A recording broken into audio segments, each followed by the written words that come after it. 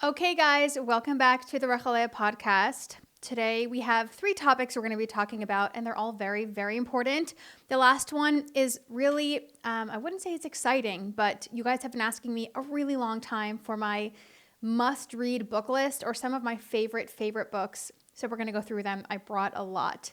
But first, we're going to be talking about how women in Hollywood and women in general are shrinking. They're not just shrinking, but they're becoming skin and bones. It's a real thing. It's happening. We're all noticing it. Women are noticing it. And it's really bothering women. And I think it's a big problem. And I want to discuss why. It's not important that it's a problem. It's important why the reason that it's a problem. That's what I want to discuss. And the second thing we're going to discuss is shidduch dating. Shidduch dating, if you guys don't know what shidduch dating means, a shidduch means like a match, a good match. Matchmaking. I like to call it Jewish dating, Orthodox Jewish dating. It's how I met my husband. It's how I got married. I've said this for a long time. I hated dating so much. Like even my husband, who I love dearly, I did not like dating. I found it very awkward. I didn't even like being engaged. I loved being married. I love being married. But out of all the horrible ways you can date, because dating for a lot of people, not everyone, some people love dating, but for a lot of people, it's just uncomfortable. You have to really overcome a lot of fears and awkwardness. I remember being sick, waiting at my grandma's house because my husband lived in Florida. I lived in New York. He would fly me here. That's one of the guys. When he would fly me out here, like he paid for everything. He just kind of like, he sent me a picture of his credit card and he was like, pay for everything. We'll get there. He was a real man. And my sister and I were talking about men paying on the first date. And I was just like, what a sad thing that women have to like wonder if a man's going to pay for the first date. And I'm not saying this in an arrogant way, but I just knew my husband was so masculine because we met and he was like, everything is on me. Like your money doesn't even exist. And whatever. He would fly me down here. Anyways, I was saying that I was at my grandma's house in Miami Beach and I'd be waiting for him to come. And I had this like sick, nauseous feeling in the pit of my stomach. Just for the moment I would have to get into his car. Like just for the girls and the women who have dated or are dating, is there anything worse than that initial moment you get into the car? It is so awkward. It's so weird. I used to my voice was shaky and I was like sweating. So we're going to talk about shidduch dating. And why are we going to talk about shidduch Jewish dating? Let's call it Jewish dating for now. It's like matchmaking dating because I heard this video of Erika Kirk talking at the Megyn Kelly tour. And there's this like new thing where conservative women are talking, not just conservative, but like Christian women, conservative, there's like this religious revival in America. And they're all talking about how women should be dating. And I'm going to show you what Erika Kirk said. And she literally described all of the things. I hate to say I told you so, but I've been talking about this for years. And I don't know if anyone was listening about how shidduch dating, is it horrible? Yes, it's kind of horrible. But dating in general is not so fun until you really find the one. But shidduch dating is like the best way you can do it. And we're going to talk about why. But it's funny to me that Erika Kirk was talking about dating, like how should women date? Here's how women should date. And she was just describing like Jewish religious dating, kind of. So we're going to talk about that. And then we're going to go through my list of must-read books. Okay. So first of all, Ozempic. I have some pictures of women on my phone that I before this trend even started, I was like wondering to myself, and you guys know I've talked about this a bunch of times on Instagram, on TikTok, on this podcast, Ozempic, right? It's like an eating disorder's best case scenario. Like an eating disorder does love Ozempic. Now, I just want to get this straight. I'll tell you what I mean by that in a minute, but there are people, I think Ozempic is a godsend, a modern miracle for people who really need it. People were so angry at me last night, like, how could you say Ozempic's bad? I was like, you obviously didn't watch the full video. I said Ozempic is amazing for people who need it, but can we all just be honest for a minute? If you're a female and you're watching this, or if you're a male and you have women in your life, and of course this also applies to men, but it applies much more to women. If you have a woman in your life, you know how much we struggle with the size of our bodies. It's not just because of societal pressure or the pressure we put on ourselves. Our bodies fluctuate a lot. Throughout the month, it fluctuates. We have babies and it fluctuates. We're very hormonal. Sometimes we want to eat more. We're angry. We're sad. We want that comfort food. And we do live in a world that is so not obsessed with beauty. I think beauty is a great thing. It's obsessed with making beauty a certain thing. Like, you're not beautiful if this, you're only beautiful if that. And like, we limit ourselves so much. By the way, I have a picture of Oprah in my office right now. It's one of the reasons I love her so much, because she talks about how, like, in the 80s, she was this young Black woman. She was a little bit overweight. She was a Black woman, and that was not, I think she's gorgeous, but she was saying at that time, like, you know, the model industry, you didn't see a lot of Black women showing their faces and being vocal and being loud. And she was this amazing woman who did everything and was so successful with the power of her personality and her character. Like, I think she's gorgeous, but she didn't fit. That's what I mean. She didn't fit like the world's version of gorgeous. She wasn't a size 0. She was like a size, I don't know how big but she was bigger than other women. And she said, like, I used the power of my character, my personality. And I think that's amazing. I forgot where I was going with that. I don't like how, like, our version of beautiful is getting narrower and narrower and narrower and more and harder to achieve. Like, Kris Jenner now looks like she's 30, but she's 70. That's not possible for most people. And women should not live in a constant state of inadequacy. And that's what's happening because of Ozempic and because of these quick fixes that women are going to feel better about themselves. I just want to talk about, this all started for me with the Kardashians. Kim Kardashian, Khloe Kardashian, the other sisters. I don't know all of them so well. I know their names, but specifically those two. Kim, she was always kind of like buttery and a little bit of a bigger woman. Like, she had curves. She dropped so much weight so quickly. I think it was like 2 years ago. And I thought, that's not normal. And immediately it started a trend. Do you guys know Andrew Breitbart? I didn't know he died so young. One of his main ideas, the doctrines of his philosophy, his political philosophy, is that politics is downstream from culture. Like, why do you need to talk about culture? Culture is like below us, right? Like, who cares what celebrities do? Who cares what's happening in culture and society? But culture trickles down into politics. And I would add, I bring that up because, like, why are we going to talk about women's sizes in Hollywood and how they're becoming skeletal? Why is that important? Like, shouldn't we be learning Torah instead, which I hear from so many people all the time? No, Hollywood trickles down into our personal lives. And you can deny it all you want. But when I see like thousands of young women and women of all ages with gigantic duck lips, I say, oh, that came from Kylie Jenner. Okay, so like Hollywood and culture trickled down into people's bedrooms, into people's bank accounts, into people's sense of self, okay? There are a lot of women who cannot live without getting their lips done and their Botox done. Where do you think that came from? It came from culture. So this is important because this new trend of women not just being thin, there's nothing wrong with being thin. There's nothing wrong with losing weight, okay? I've lost weight since I had a baby. I don't like being so big. I don't sleep well. I don't breathe well. I feel lethargic. I don't feel energetic. I don't feel great, okay? But becoming skeletal and so thin you can see someone's rib cage and you can see their sternum and you can like see how they're breathing because their bones they're coming in and out of view. That's a problem. The emaciation we're seeing is a problem. I also saw pictures of Katy Perry last year. I mean, she just looks like a different person to me. So thin. Everyone's talking about the cast of Wicked, Cynthia Erivo and Ariana Grande. They're actually skeletal. Now, if this was natural, who cares, right? But we know what they looked like a year before, and that's not what they looked like a year before or a year or two before. So what is happening here? Lily Collins wore an outfit a couple months, I think it was like 2 months ago, that, now I don't want this to be body shaming because this could just be the way she looks. She was wearing like a crop top, like a bra crop top kind of. It was a silver outfit. You can look it up. She is so thin that she looks like she's starving. I just have to say it. And I don't know who here is taking Ozempic. I don't know who isn't. Also, Demi Moore is so thin. It's kind of scary. There's so many other people. I forgot her name. What's her name? She sings that all about that bass. I forgot her name. She also dropped 1,000 pounds. Michelle Obama. Michelle Obama. Why?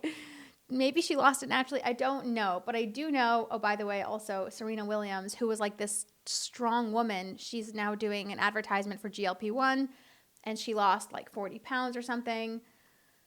The list goes on, okay? The list goes on. That women they're not thin because there's nothing wrong with thin. Just like there's nothing wrong with being a curvier woman. There is something, in my opinion, wrong with being or trying to be going out of your way to be skeletal, to look emaciated. My husband and I were in Italy. I was 7 months pregnant. So that's like 6 months ago. It's about 6 months ago. And we were talking a lot on this whole trip about like these ancient Greek and Roman statues of women and how soft their bodies were and how rounded they were and how like their butt was like big and supple and like imperfect, but like soft and round. Like their bodies were round. Their faces were soft and round. They weren't like angular. Like this new trend, I feel it's so unfeminine. It's so not womanly. And I don't know how we got here. If you look back at like antiquity, women had shape and they were like revered for having shape. Like that's what makes women's bodies different than men's bodies. We have a chest, we have a backside, a butt, we have like a little bit of meat on our bones. And my dad talks about this a lot because he talks about like sexuality and marriage and relationships a lot. And he has this whole theory about how like with the invention, I guess, of modern day pornography, men stopped making love with their hands and they started, being intimate with their eyes. Meaning they no longer like use their hands like to touch a woman. They just want to look. So somehow that contributed to women like being so angular. I don't know exactly, and I should ask him, but it kind of makes sense. They were like focused more on what women looked like rather than what they felt like. But there's something beautiful about a woman being soft and like supple. I think it's feminine and gorgeous and beautiful, and we're losing that. And as we lose that, like we kind of lose our femininity, in my opinion. Because it's what's natural to it's more natural for a woman to be soft, like to have a little bit of a belly. I think that's beautiful. So my husband and I were talking about that because all these statues were so contrary to what we see in our culture today. And there are two main problems here that I want to hear your thoughts about these, but I talk a lot about, I want to go through the two problems, problem number 1 and problem number 2. The first one is that so often we women do these quick fixes. We feel inadequate with ourselves, which is normal and natural and fine. But instead of actually doing the work to feel better about ourselves and our lives, we just fix our outer selves, our bodies. A very, like a super common example. A woman will feel unfulfilled in her life. She doesn't have a creative outlet. Maybe she doesn't have a job or a career and she's stuck at home and she feels depressed about it. Maybe a woman... I don't know, she has low confidence. Maybe she doesn't have skills to like contribute to the world, because those are the things that actually fulfill us. Like when you actually have a skill, you've honed a skill and you know yourself and you kind of like, you work on yourself so much that you can now summon your greatness to the fore and unleash it on the world. Some women, they haven't done that in their life. They haven't like discovered themselves. They haven't done like the hard work of uncovering who they are. And they feel bad about themselves, which is normal. I felt that a million times in my life. Like I feel like I'm not doing anything. I don't have a mission and a purpose. One of the books I'm going to show you now is Man's Search for Meaning. We all need meaning and purpose. And if you don't have that, a lot of women don't have meaning and purpose in their life. So what do? They feel low. They feel bad. So they like get Botox. It happens all the time. Or they'll get like a boob job, or they'll do something like a quick fix to feel better about themselves in the moment, but long term it doesn't work. The only thing that can truly fulfill a woman is purpose. What is your purpose? It's not wrong to want to feel beautiful and to feel sexy and to feel like you like the way you look in clothing, and nothing wrong with that. Wanting to be desirable, that's great. But it's so one-sided now that when we feel bad, we immediately just focus on our bodies. That's what's happening. And it's not good, because it leads to long-term dissatisfaction with the self. That women will have this low sense of self, no matter how much they invest into Botox, no matter how much they invest in filler. It doesn't help. That's number one. I feel like we are going to Ozempic because there's this natural inadequacy that we have. And the first thing I want to feel better. Okay, I'll just stick this Ozempic thing into my stomach and I'll lose 30 pounds. And then I'll probably feel good about myself because I'm thin. It doesn't work. It doesn't work. That's number one. Number two is that my husband and I, when we were dating, I'm talking to my husband a lot this time, but when we were dating, we kind of were like discovering each other. Like, who are you and who am I? And something we discovered that we have in common is that we love to work. We are not shortcutters. We never, ever take shortcuts. And we talk about this weekly. Like, oh my God, I could do this, but that's a shortcut. We said we're not doing shortcuts. We go all the way in everything because the way you do something is the way you do everything. I find it very interesting, and I talked about this last night, that in a time where America is more unhealthy than ever, we eat more garbage than ever. I call it garbage because it's garbage. It's not food. It's not food. I find it interesting that women are becoming thinner and thinner and thinner and thinner. It's not because they're becoming more healthy. It's because I think a lot of them are getting Ozempic. There are women who do not need Ozempic. They're quote unquote normal size, but they get Ozempic because they want to be extremely small. They want to be rail thin. Is that healthy? Number one, it doesn't look healthy. But number two, it's not. They haven't changed the way they eat. They haven't changed the way they move.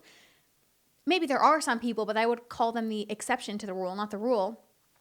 And it's just, it's a shortcut. And there are always, not just with Ozempic, in life, there are always penalties, consequences, and there's a price to pay for taking shortcuts. And by the way, guys, when you do the real thing, not just the losing weight, in everything in life, when you do the life's work, like God created us to work. Adam la'amal yulad. It says that in the Talmud. Human beings were created to work. That's why working feels so good. When you have a mission and a purpose, you're working towards something. Who is that? Hi. I'm in the middle of something.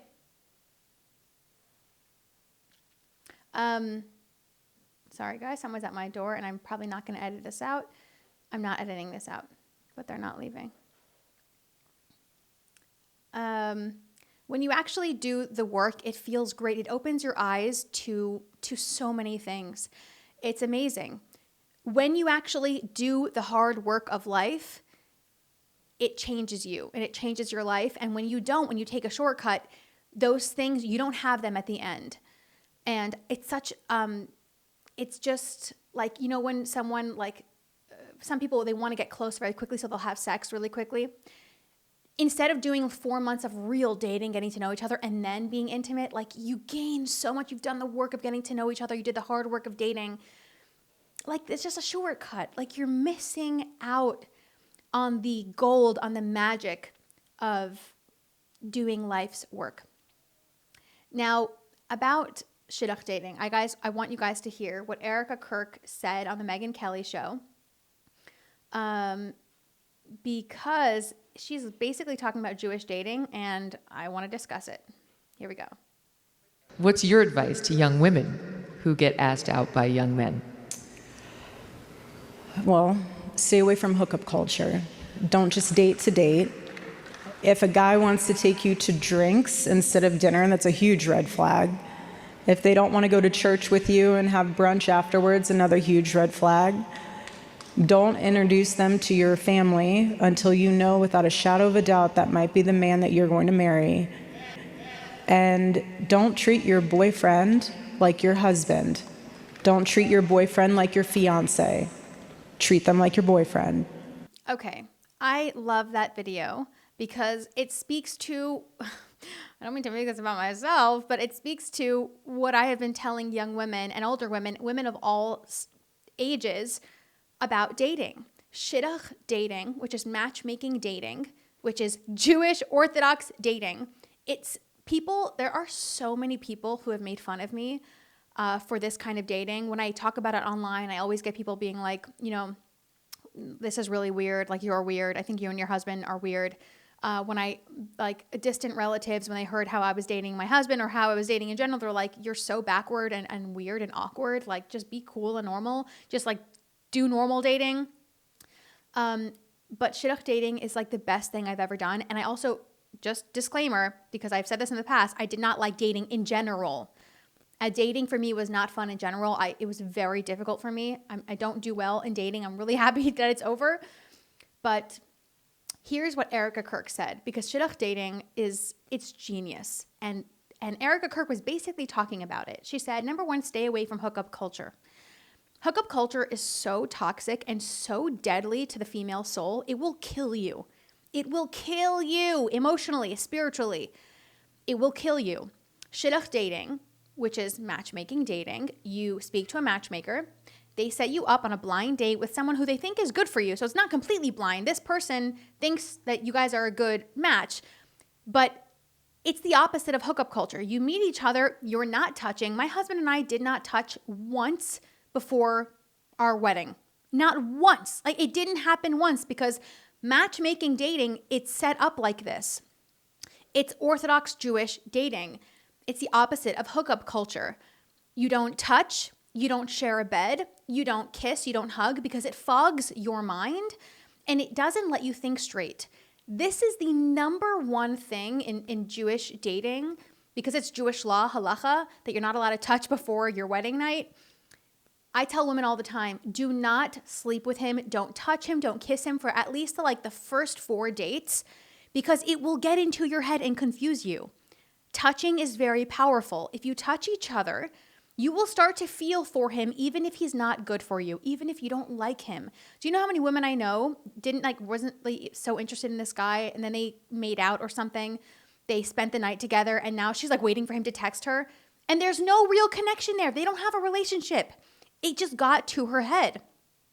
Erika Kirk said, stay away from hookup culture. Jewish dating is like that automatically. And I've been telling women forever, and they're always laughing at me. What do you mean? You don't know what dating's like? What, you think I cannot touch him for the first 3 or 4 dates? Are you crazy? And I'm like, no, I'm not crazy. Yes, you can. You don't have to touch him for the first 4 dates. Maybe a handshake, fine. No kissing. You don't know each other. You're strangers. Keep it that way. Shidduch dating is amazing like that. She also said, don't just date to date. This is also one of the foundations of Jewish dating. You only go on a shidduch date, on an arranged marriage dating, if you want to get married. Can I just tell you, I never had to guess what my husband Itamar was thinking, ever. I never had to guess what's he thinking, because after a date, he would go straight back to the matchmaker and say, I really liked her, I want to go on another date. There were times when it was a little bit rocky and we were like, we're not sure we want to go on another date, but let's try it. And I knew what he was thinking all along. We had a really awkward date, and I told the matchmaker, I'm like, I don't think I want to go on another date. And he knew immediately, and he didn't have to guess. That's why, we ended up going on another date, because I was like, you know what? Okay, fine. He's cute. I'll try one more time. It is so sad to me, guys, when I hear from women, we went on a date last night and we kissed and it was so beautiful and I haven't heard from him since. It's this mental torture of not knowing what the other person thinks that is so horrible and terrible. It is such torture. It is such agony for women to not know, to be ghosted and to be like, we had a great date 5 nights ago and I haven't heard from him. It's like a guessing game all the time. What's he thinking? What's he thinking? What's he thinking? When you go on Jewish dating, both know we're here to get married. If I don't think it's happening, you will find out through the matchmaker tonight. There were guys that I dated and they didn't want to date me again. And it was like, okay, they didn't like you. And I'm like, okay. Yeah, rejection always stings a little bit, but you don't know each other. It's who cares? He's just not for me. It just gets rid of it. It helps you avoid so much heartache and so much pain. And last thing I'll say, she said, don't treat your boyfriend like your husband.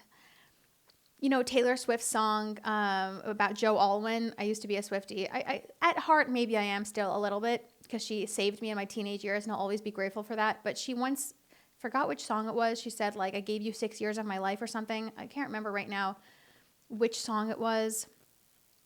It was on the Poets Department album. And I was like, how sad is that? She gave 6 years of her life to Joe Alwyn, who she'll never see again. They'll have nothing to do with each other ever. And that's what happens when you treat a boyfriend like a husband. You shouldn't be, in my opinion, no living together before marriage. It's just, you're not married. There's no security there.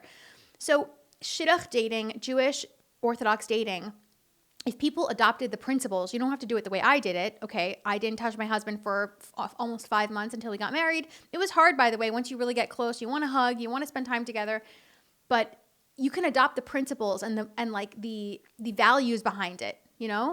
Like you have no access to my body before you have committed to me. That's another way of saying don't treat your boyfriend like a husband. Now, we're going to go into my list of must-read books. As you guys can tell, this is a little bit of a fast podcast because my baby is here with a babysitter, and we have a more limited time than I used to as a non-mom. So we're going through some of my favorite books ever. Okay, let me just bring them up 1 second. Guys, there are a lot of books here, and it might be a little bit overwhelming, but these are like some of my favorite books. Let's just say this is part 1, but I was going through my bookshelf today and I was like, I have to show them my best books because I love reading. Reading is like so good for the soul. I'm obsessed if I don't read, I'll start to get like sick, like depressed and sad and anxious. Okay, so we'll go through the first pile first. People Love Dead Jews. How many times do I have to tell you that this is a perfect book? It is perfect. It's one of the only perfect books I ever read, and you need to read it, whether you're Jewish or not. The Night Trilogy by Elie Wiesel. This is Night, Dawn, and Day. I recommend buying all 3 in one book. Don't just read Night. This is a must-read, required, mandatory reading for everyone. You need to read this book. Viktor Frankl's Man's Search for Meaning, obviously.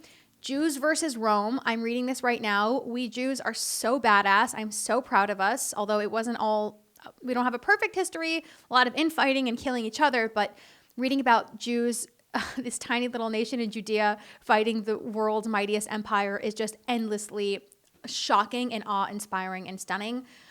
Jane Eyre is, I think, my favorite book ever. I'm going to read this again soon. It is so beautiful. It's good for the soul. It's a perfect book too. Perfect. This book by my father, Rabbi Shmuley Boteach, is so, I don't have words to describe. No one understands how much of a Hasidic genius that my father is. I can't believe he's actually my dad. This is called Wisdom, Understanding, and Knowledge by Rabbi Shmuley Boteach. This is a must read. Your neshama will thank you, okay? Primo Levi, Survival in Auschwitz, must read as well. The Case Against the Sexual Revolution. Every woman has to read this. I think all people should read it. Guys, Harry Potter. Harry Potter to me is like, it's not holy, obviously, but it's like almost like divinely inspired. It's that special to me. I read Harry Potter every night in bed to like calm down my nervous system and get rid of like the muck of social media and just to like be normal again. I read this every night in bed. I'm on number 7 now, and I'll just start it over. J.K. Rowling to me is like, she understands moral and immoral. She understands good and evil. Like, she's a special person. Lean In by Sheryl Sandberg. People like to make fun of this book, like feminism. She's amazing. I love her. I love this book. I read it twice.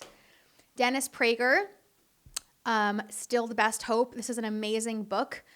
It's taking, I'm not done with it, but it's like, it really opened my eyes to what the world is going through and how the values from the Torah are going to save the world.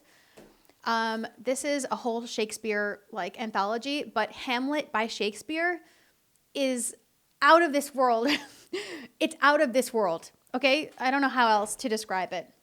Okay, this is my dilapidated version of Crime and Punishment. This book was so good and so real that I kind of felt slimy reading it sometimes. Like I had to take breaks from it and like hop in the shower. Like it was like creepy and amazing. I Know Why the Caged Bird Sings by Maya Angelou. It speaks for itself. This book by Rabbi Chaim Miller, Turning Judaism Outward. I read it every so often. Like I finished it, but then I'll read chapters on their own because it's that powerful. I love the Rebbe so much, and Chaim Miller just captured the Rebbe so well in this book. We're not done. We have a few more. Okay. Edith Eger. Okay. This is the gift, but it's because I want to tell you to read The Choice. This one is also amazing, but read The Choice. I gave it to my sister, so she has it. I'm just showing this to you as like a stand-in. The Choice by Eva Eger. 19 Letters by Samson Raphael Hirsch. This is unbelievable. It's hard to describe how incredible this is. Just read it and study it. The Lonely Man of Faith by Joseph Soloveitchik. I'm learning this online with a teacher, a rabbi that taught me in seminary. It's life-changing and will help you understand yourself really well. The Earth is the Lord's by Abraham Joshua Heschel. This will make you cry because it tells you about the Jewish life in the shtetls before we were exterminated in Europe and how much we've lost.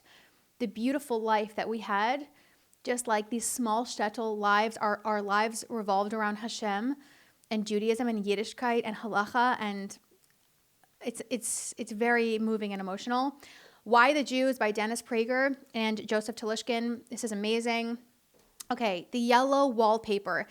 This will take you 10 minutes to read. It's that important. It's only 10 minutes, but it will explain to you what happens to women when we don't have mission and purpose in life. We lose our freaking minds. By the way, I think that's what's happening today with like the giant lips and the freezing our faces. We have a lack of mission and purpose. Kosher Jesus by the one and only, the man, the myth, the legend. My father, Rabbi Shmuley. This, if you want to understand Christianity through the lens of Judaism, which is the only way to understand it, you have to read this book. Second to last, Daniel Gordis, Israel. This is amazing. This is amazing. To me, I'm not going to lie, this was not just like a sit down, easy read. I had to actually study it and write down facts. We're almost done. Last but not least, we have Gerda Weissman Klein. The book is called All But My Life. This is the other book that she wrote. I gave it to my sister. She has it in New Jersey. It's another Holocaust book. You'll cry your eyes out. It's so moving. That's All But My Life by Gerda Weissman Klein. That is a must read. God bless you guys, and I'll see you next time.